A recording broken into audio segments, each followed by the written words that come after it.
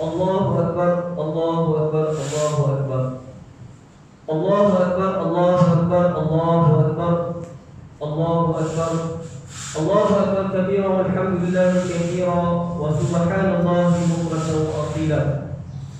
Alhamdulillahi alladhi waffaqana li'ibadatihi wa ja'ala hadha al-yawma farhan li'ibadihi muttaqin alladhina fadu bi siyami ramadana wa qiyamihi. وأشهد أن لا إله إلا الله وأشهد أن سيدنا محمدا عبده ورسوله. اللهم صل وسلم وبارك على محمد وعلى آله وأصحابه ومن تبعهم بإحسان إلى يوم الدين. أما بعد فيا عباد الله أوصيكم وإياي بتقوى الله فقد فاز المتقون. Saya ingatkan diri saya sendiri dan kepada sidang muslimin dan muslimat sekalian. Marilah kita bertakwa kepada Allah Subhanahu wa taala dengan sebenar-benar takwa, dengan melakukan segala perintah dan meninggalkan segala larangannya. A'udzu billahi minasyaitonir rajim. Ya ayyuhalladzina amanu taqullaha haqqa tuqatih wa la tamutunna illa wa antum muslimun. Maksudnya, wahai orang-orang yang beriman, bertakwalah kamu kepada Allah dengan sebenar-benar takwa, dan jangan sekali-kali kamu mati melainkan dalam keadaan Islam. Hari ini ialah hari raya Aidilfitri, hari kemenangan dan kegembiraan dan kesyukuran bagi mereka yang telah berjaya menunaikan ibadah puasa dan menghidupkan sepanjang bulan Ramadan dengan beribadah sama ada yang wajib atau yang sunat. Ganjaran ibadah puasa yang kita kerjakan menjadi rahsia hamba dengan Allah Subhanahu wa taala. Hanya Allah yang Maha mengetahui, dan Dia akan menyediakan balasan yang baik kepada hamba-Nya selepas kita dibangkitkan semula di akhirat nanti. Firman Allah Subhanahu wa taala, "Man 'amila shalihan min dzakarin aw untha wa huwa mu'minun falanuhyiyannahu hayatan thayyibah wa lanajziyannahum ajrahum bi ahsani ma kanu ya'malun." Maksudnya, sesiapa yang beramal soleh dari lelaki atau perempuan sedang ia beriman, maka sesungguhnya kami akan menghidupkan dia dengan kehidupan yang baik, dan sesungguhnya kami akan membalas mereka dengan memberikan pahala yang lebih dari apa yang mereka kerjakan. Surah An-Nahl ayat 97. Allahu Akbar, Allahu Akbar, Allahu Akbar, walillahil hamd. Muslimin dan muslimat sekalian, sesungguhnya ibadah puasa yang kita kerjakan atas dasar keimanan dan keikhlasan semata-mata untuk mencari keridhaan Allah Subhanahu wa taala, serta dilakukan seperti mana yang disyariatkan oleh Allah, dan ganjaran yang berlipat kali ganda. Malahan ibadah puasa tersebut memberi kesan yang amat mendalam sebagai satu proses tarbiyah jasadiah dan rohaniah. Natijahnya, ibadah puasa akan membentuk jati diri sebagai hamba Allah yang benar-benar beriman dan bertakwa kepada Allah Subhanahu wa taala. Firman Allah Subhanahu wa taala dalam surah Al-Baqarah ayat 183. A'udzu billahi minasyaitonir rajim. Ya ayyuhalladzina amanu kutiba 'alaikumus shiyamu kama kutiba 'alal ladzina min qablikum la'allakum tattaqun. Maksudnya, wahai orang-orang yang beriman, kamu diwajibkan berpuasa sebagaimana diwajibkan ke atas umat yang terdahulu daripada kamu, supaya kamu bertakwa. Allahu Akbar, Allahu Akbar, Allahu Akbar. Muslimin dan muslimat sekalian, maksud takwa menurut Abdullah bin Mas'ud radhiyallahu anhu, beliau berkata, bertakwa ialah kamu sentiasa mengingati Allah dan tidak melupainya, patuh kepadanya dan tidak menerhaka kepadanya, bersyukur dan tidak ingkar kepadanya.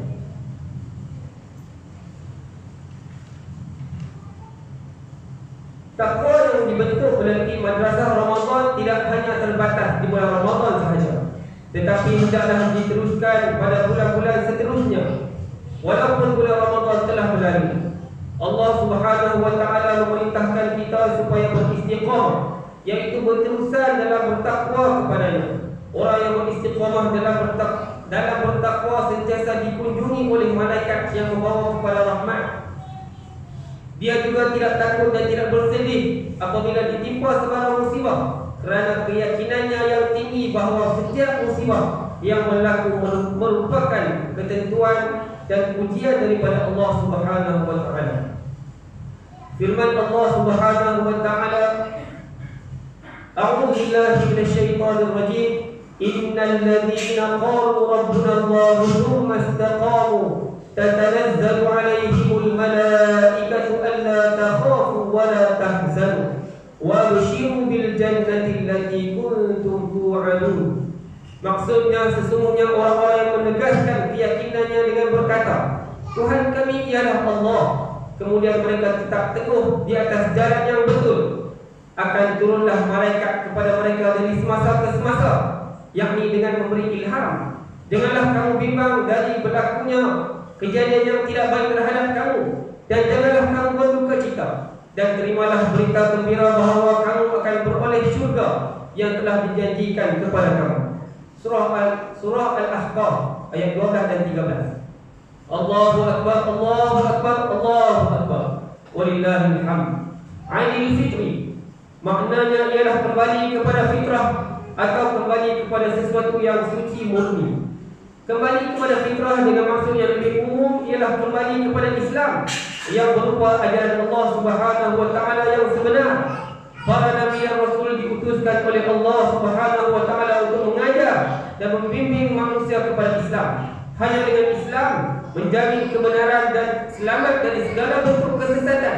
Kesesatan dalam berakidah, kesesatan dalam urusan ibadah, dan kesesatan dalam perkara kelakuan atau akhlak. Firman Allah, A'udzu billahi minasyaitonir rajim. Huwa alladhi ba'atha fil ummiyyin rasulan minhum yatlu 'alaihim ayatihi wa yuzakkihim wa yu'allimuhumul kitaba wal hikmah wa in kanu min qablu lafi dhalalin mubin. Surah Al-Jumu'ah ayat 2. Allahu Akbar, Allahu Akbar, Allahu Akbar, walillahil hamd. Mutakhir ini telah diketahui umum, di mana berbagai isu segala sengaja ditimulkan untuk tidak menghormati kedudukan dan kesucian Islam tanpa memperdulikan sensitiviti umat Islam yang merupakan majoriti di negara ini. Sebagai contoh, usaha terancam untuk menggagalkan pelaksanaan kanun jenayah syariah di Malaysia. Ekoran apabila ada pihak mencabar kesahihan enakmen kanun jenayah syariah dalam kurungan 1 Kelantan 2019, maka Mahkamah Persekutuan telah membuat keputusan kanun jenayah syariah di Kelantan terbatal dan tidak sah untuk dilaksanakan di Mahkamah Syariah di negeri Kelantan. Sidang jemaah sekalian, tidak mustahil isu yang sama tentang pembatalan enakmen syariah jenayah syariah akan melewat ke negeri-negeri yang lain selepas Kelantan. Sekiranya ada pihak tertentu cuba mencabar di Mahkamah Persekutuan. Walau bagaimanapun, perkara ini tidak akan berlaku sekiranya umat Islam, lelaki maupun perempuan, pemimpin atau rakyat, para agamawan dan intelektual, semuanya bersatu padu meninggikan kedudukan hukum syariat Allah Subhanahu wa taala berbanding dengan undang-undang sivil ciptaan akal manusia. Sesungguhnya tidak ada pilihan lain yang lebih sempurna melainkan syariat Allah Subhanahu wa taala yang lengkap, meliputi seluruh aspek kehidupan manusia untuk dijadikan panduan dan peraturan yang sebenar bagi mengurus kehidupan di dunia, kebahagiaan hidup di akhirat. Pada kesempatan yang mulia ini, marilah kita memperbaharui keazaman bagi memantapkan keimanan, meningkatkan kefahaman Islam melalui penguasaan ilmu dari sumber yang sahih, membina sifat-sifat ketakwaan di kalangan ahli keluarga dan masyarakat, dan membina kekuatan ukhuwah sesama kita. Begitu juga mengajak masyarakat berpegang dengan Islam dan mengamalkannya dalam seluruh kehidupan, dari sekecil-kecil perkara hingga sebesar-besar perkara. Allahu Akbar, Allahu Akbar, Allahu Akbar, walillahil hamd. saat kita bergembira menikmati pelbagai jenis hidangan dan ibadah yang lazat, janganlah kita melupakan saudara seakidah kita, yaitu umat Islam di Palestin dan semenanjung Gaza, yang sedang menghadapi kemelut yang amat sukar dan menyedihkan akibat kezaliman dan kekejaman yang dilakukan oleh tentera-tentera Yahudi Zionis laknatullah. Segala kemudahan awam dimusnahkan dengan bentilan roket dan bom. Puluhan ribu rakyat Palestin telah menjadi syuhada, anak-anak kecil menjadi yatim piatu. Mereka yang cedera tidak mendapat rawatan yang sempurna yang sepatutnya kerana kekurangan ubat dan peralatan. Hospital Al-Shifa dibakar dan dibom bersama para doktor, jururawat, ahli keluarga dan para pesakit di dalamnya yang sedang mendapat rawatan, tanpa ada sedikit pun belas kasihan dan beri kemanusiaan. Selain itu, makanan dan minuman tidak mencukupi, malah bantuan kemanusiaan disekat dan dimusnahkan, tidak sampai kepada mereka yang memerlukan melainkan sedikit. Demikianlah kezaliman yang luar biasa terhadap umat Islam di Palestin. Apa yang lebih menyedihkan dan mengecewakan, pemimpin-pemimpin Islam yang berjiran dengan Palestin boleh tidur dengan nyenyak tanpa bersimpati, jauh sekali menghulurkan bantuan ketika mana saudara seakidah dizalimi di depan mata mereka.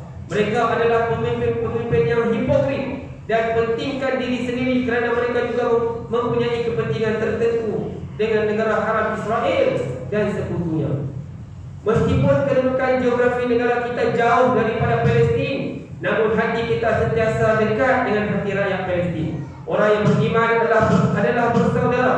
Tidak ada batasan perkauman, bangsa, warna kulit dan daerah. Kerana umat Islam yang beriman adalah diibaratkan seperti satu batang tubuh yang satu.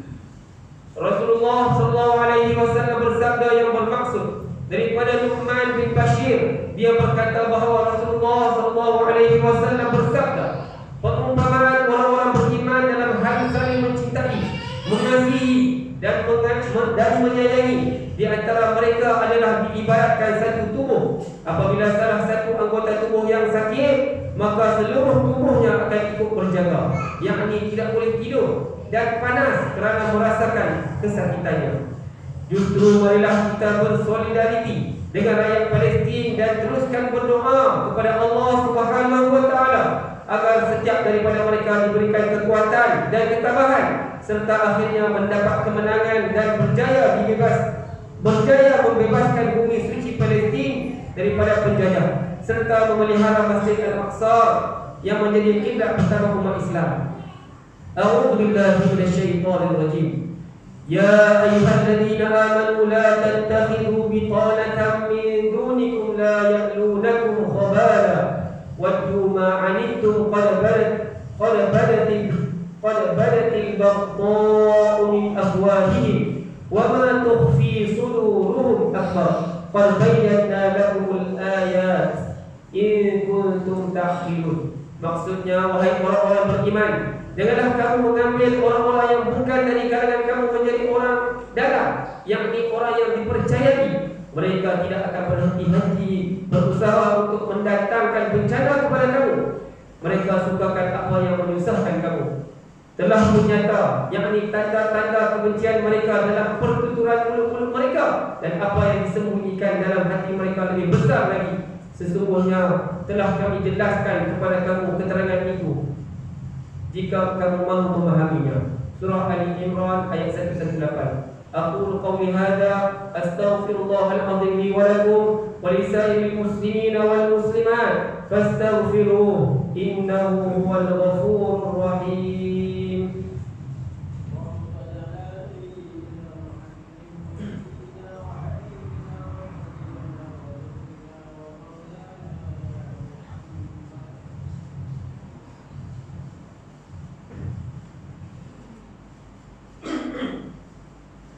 Allahu Akbar, Allahu Akbar, Allahu Akbar, Allahu Akbar, Allahu Akbar, Allahu Akbar, Allahu Akbar, Allahu Akbar, Allahu Akbar, walillahil hamd.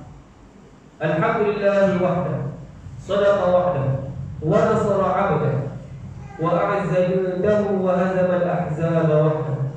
أشهد أن لا إله إلا الله وحده لا شريك له له الملك وله الحمد وهو على كل شيء قدير.